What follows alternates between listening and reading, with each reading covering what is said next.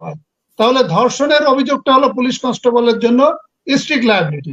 কিন্তু এই পুলিশ কনস্টেবলকে যে কন্ট্রোল করতে পারলো না বা নিয়ন্ত্রণে আনতে পারলো না, অথবা যে বেপরোয়া হয়ে গেছে, এটি যে তার সুপারভাইজিং অফিসার তাকে কন্ট্রোল করতে পারলো না, এইখানে সুপারভাইজারের ভাইকারিয়াস লায়াবিলিটি বা পরোক্ষভাবে সে রেসপন্সিবল।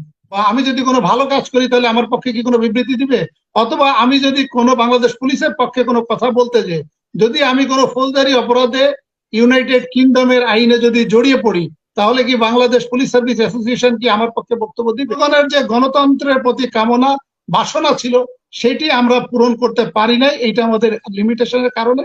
এবং এটি একটু বলে দিলে মনে হয় এই প্রতিবাদটা আরো একটা গ্রহণযোগ্যতা পেত। আর আপনি ডক্টর কলিমুল্লাহ যেমনটি বলছিলেন, উনি সঠিকই বলেছেন যে প্রতিবাদ যেটা এসেছে সেটা আমাদের বাংলাদেশ পুলিশ সার্ভিস অ্যাসোসিয়েশন একটা আছে, সেখানে যারা ক্লাস ওয়ান অফিসার আছে, যেখানে class one officer to upward, এদের একটা অ্যাসোসিয়েশন আছে, মানে এএসপি টু আপওয়ার্ড যে অফিসারদের যে অ্যাসোসিয়েশন, সেই অ্যাসোসিয়েশনের পক্ষ থেকে একটা প্রতিবাদ জানানো হয়েছে। যদিও এই প্রতিবাদ মানে আদার ওয়ার্ড যদি আমরা বলি, তাহলে এটা পুলিশ হেডকোয়ার্টার বা বাংলাদেশ পুলিশের পক্ষ থেকে হয়তোবা এই প্রতিবাদ নয়, হয়তো অনেকে এমনটি ব্যাখ্যা দিতে পারেন। কিন্তু সাধারণত যেটা রেওয়া সেটা হলো যে বাংলাদেশ পুলিশ সার্ভিস অ্যাসোসিয়েশন, এই অ্যাসোসিয়েশনে যিনি সভাপতি এবং সেক্রেটারি থাকেন, তিনারা কিন্তু যারা চাকরিতে থাকেন, চাকরিরত অবস্থায় আইজিপির পরবর্তীতে সিনিয়র মোস্ট কেউ এই দায়িত্বে থাকেন, সভাপতি, এবং এসপি বা এডিশনাল ডিআইজি লেভেলের কেউ এটার সদস্য সচিব বা সেক্রেটারি হিসেবে থাকেন। এবং কমিটি যারা অন্যান্য সদস্য, তারা কিন্তু কম বেশি সবাই চাকরিরত যারা, তারাই কিন্তু থাকেন। তাহলে সেই ক্ষেত্রে বাংলাদেশের চাকরিরত থাকা অবস্থায় যে কমিটি এবং ওই কমিটির সমন্বয়ে যে অ্যাসোসিয়েশন, এই অ্যাসোসিয়েশন যে বক্তব্য দেয় বা যে বক্তব্য প্রদান করে, এটি প্রকারান্তরে কিন্তু বাংলাদেশ পুলিশের বক্তব্য হিসাবেও কিন্তু ধরা যায়। এখন আমরা দেখি যে বাংলাদেশ পুলিশ সার্ভিস অ্যাসোসিয়েশন যে বক্তব্য দিয়েছে, সেই বক্তব্যতে কি বলা আছে।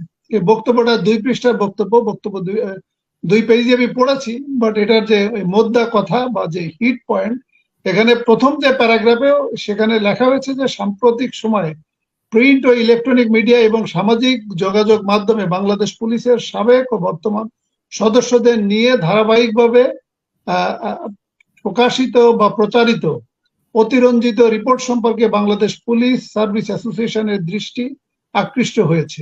এ ধরনের আংশিক উদ্দেশ্য প্রণোদিত ও ঢালাওভাবে প্রকাশিত বা প্রচারিত অতিরঞ্জিত রিপোর্টের তীব্র প্রতিবাদ জানাচ্ছে বাংলাদেশ পুলিশ সার্ভিস অ্যাসোসিয়েশন।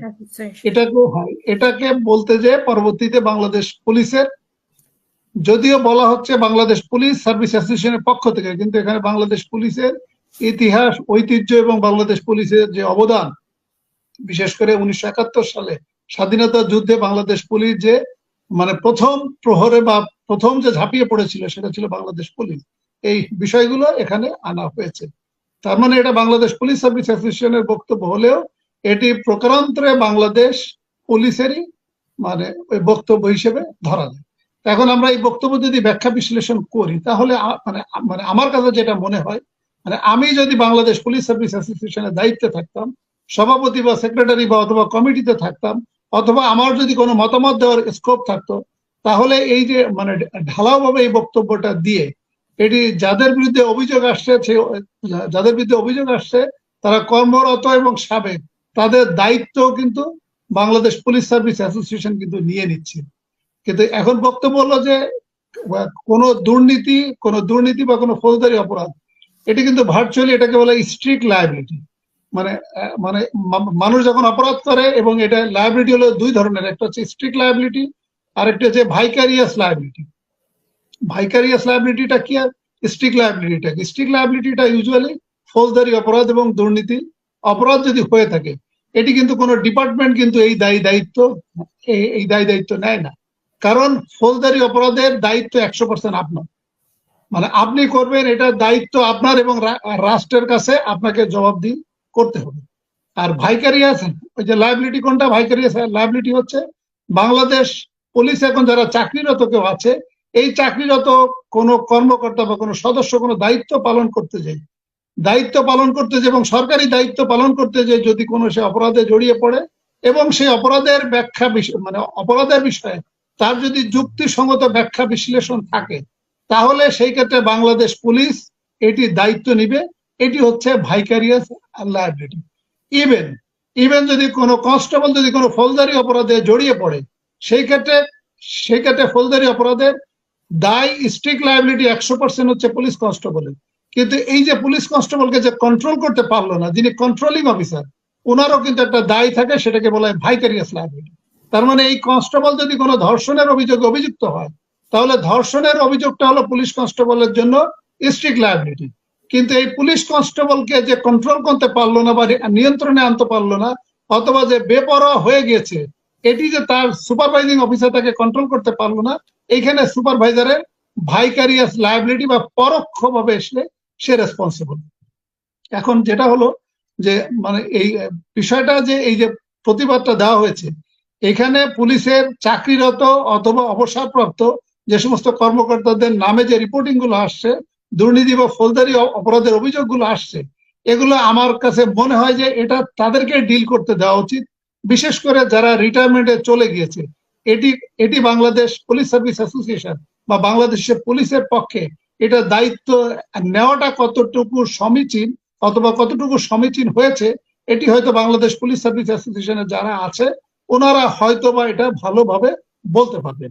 কিন্তু এটা এবং আমার কাছে যেটা মনে হয় পুলিশ সার্ভিস অ্যাসোসিয়েশনের পক্ষ থেকে যে এই ধরনের যে সমস্ত অভিযোগগুলো আসছে, এই অভিযোগগুলো যদি বাংলাদেশ পুলিশ বা বাংলাদেশ পুলিশ সার্ভিস অ্যাসোসিয়েশনের পক্ষ থেকে যদি কোনো মানে ইনগ্রেডিয়েন্টস বা কোনো এভিডেন্স বা কোনো গ্রাউন্ডস মানে যুক্তিসঙ্গত গ্রাউন্ডস থেকে থাকে, তাহলে বাংলাদেশ পুলিশ সার্ভিস অ্যাসোসিয়েশন এইভাবে ঢালাওভাবে প্রতিবাদ না করে স্পেসিফিক ওনাদের কাছে যে সমস্ত এভিডেন্স বা ইনগ্রেডিয়েন্ট বা ক্রেডিবল ইনফরমেশন আছে যে মিডিয়া, প্রিন্ট বা ইলেকট্রনিক মিডিয়া যে তথ্যগুলো উপস্থাপন করছে তথ্যগুলো সঠিক নয়, তাহলে এটি একটা প্রতিবাদ লিপি পাঠাতে পারতেন যে আপনারা যে যে তথ্যগুলো উপস্থাপন করেছেন এই তথ্যগুলো আমাদের যুক্তিসঙ্গত গ্রাউন্ড আছে এবং আমাদের যথেষ্ট ক্রেডিবল ইনফরমেশন আছে যে এটা আপনারা যেভাবে উপস্থাপন করেছেন এই বক্তব্য সঠিক নয়। এইভাবে দিলে জিল্লুর ভাই, এখানে কি আরেকটা জিনিস হতে পারতো না যে পুলিশ মানে পুলিশ সার্ভিস অ্যাসোসিয়েশন এর পক্ষ থেকে এগুলো তদন্ত করতে পারতো না যে মানে ওদের বিষয়গুলো যেগুলো উঠে আসছে প্রিন্ট এবং ইলেকট্রনিক্স মিডিয়ায়, সেগুলো সত্যতা যাচাইয়ের জন্য কি ওনারা একটা ব্যবস্থা নিতে পারতেন কিনা?